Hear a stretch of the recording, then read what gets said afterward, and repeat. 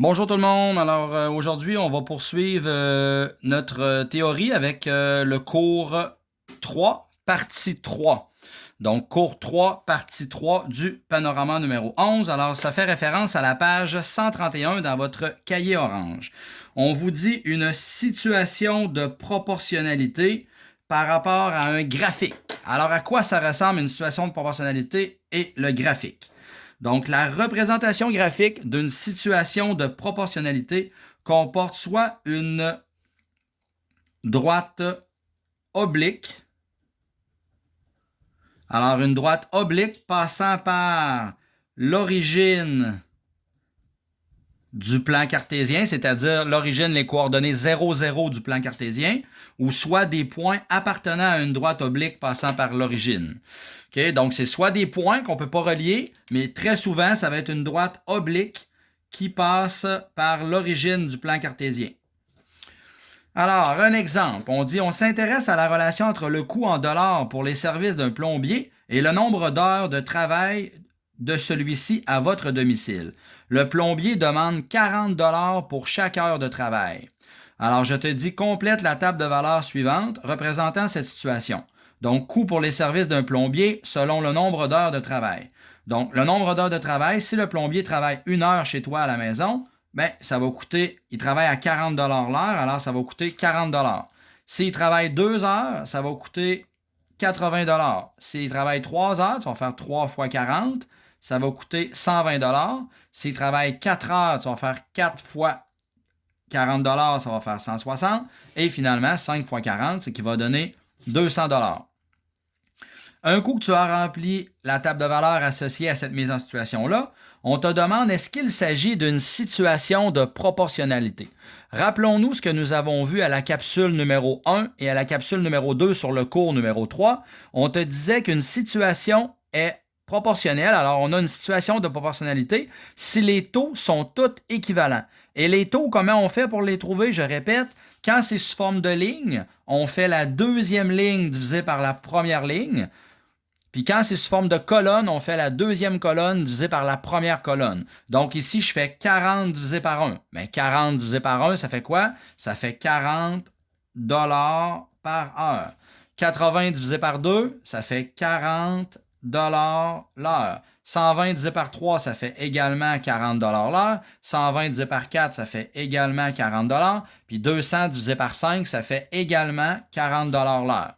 Alors, étant donné que ça donne comme taux unitaire 40 $ l'heure partout pour toutes les valeurs du tableau, alors on va conclure que oui, il s'agit d'une situation de proportionnalité. Pour quelle raison? Car les taux sont tous équivalents. Donc, TAUX sont tous, car les taux sont tous équivalents. Maintenant, à la page 131 toujours, je te demande de faire la représentation graphique de cette situation de proportionnalité-là. Alors, tout d'abord, on était gentil avec vous, on a fait une partie du travail. Tout d'abord, rappelons-nous que la première ligne va toujours sur l'axe des X. En secondaire 2, on ne vous fera pas de piège.